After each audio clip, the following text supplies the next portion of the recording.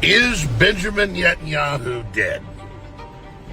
In the last 48 hours, I have been flooded with text messages, phone calls from people in the military, from people in the White House, Joe Rogan earlier, just about 30 minutes ago, saying, what do I think? So I'm going to tell you what I think right now.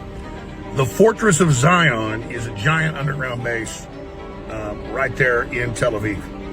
And it got hit by one of the ballistic missiles last June that literally exploded like 100 feet away from Netanyahu's prime minister's office and destroyed it. Then they sealed the whole area.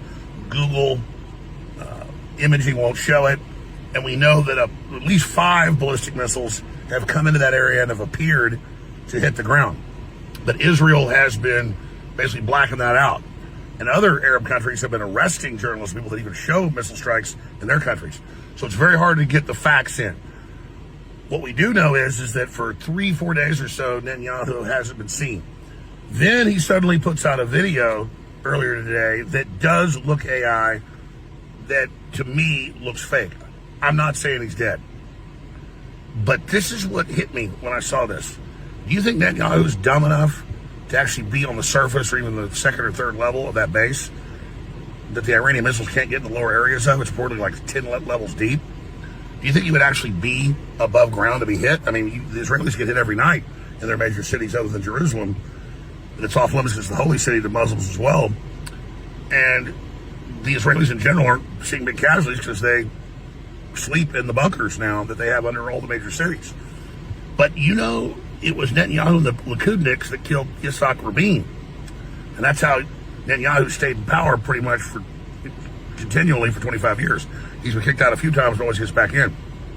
It'd be the perfect cover story to have the Israeli opposition that's backed by the Rothschilds kill Netanyahu and then blame it on the Iranians. We have one of the leading rabbis, come out a few weeks ago and say, we need to blow up the Dome of the Rock Mosque to build our third temple. That's built on top of the second temple that Titus destroyed in 70 AD, the Roman general, under orders from Pompeo.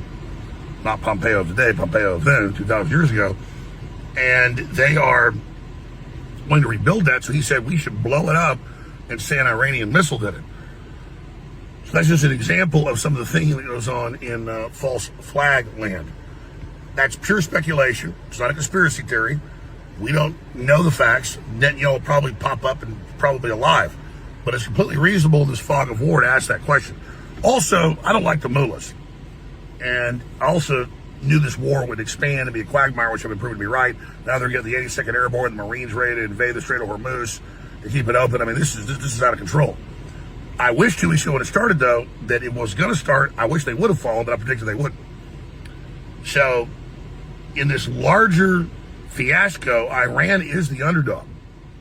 And everybody just can't help at a gut level kind of wish this wasn't happening and kind of feel for the Iranians, even though their leadership is bad. Just watching the little guy get pounded and bullied on. Nobody likes it at an instinctive, really spiritual level.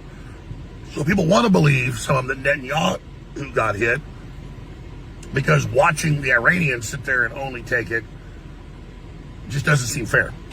I don't want Netanyahu to be dead, because it'll turn him into a martyr. That is the worst possible thing that I want. I want to stop these wars. I want to stop what's happening in Gaza. And I want Israel to stop manipulating our foreign policy, which now they're out in the open doing, and it's just out of control. I love the head of the ADL yesterday, like, Jews aren't involved and Israel's not involved in this war. It's anti-Semitic to say it. Come on, Israel. You're the main lobby pushing it. There's some other lobbies want it as well, military industrial complex, and people want to block the Chinese IMEC corridor and Belt and Road and BRICS. So there's an alignment of Western interests that want this, but Israel and the Israel lobby is the reason this is happening. Israel launched the attack 14 days ago to drag us into it. They admit that, so just cut the crap. So I don't know if Netanyahu's alive or dead, but I know this. This war is far from over, and Iran is willing to fight to the death, and that puts them in the driver's seat. God bless you all. Continue to cover this all at Real Alex Jones on X.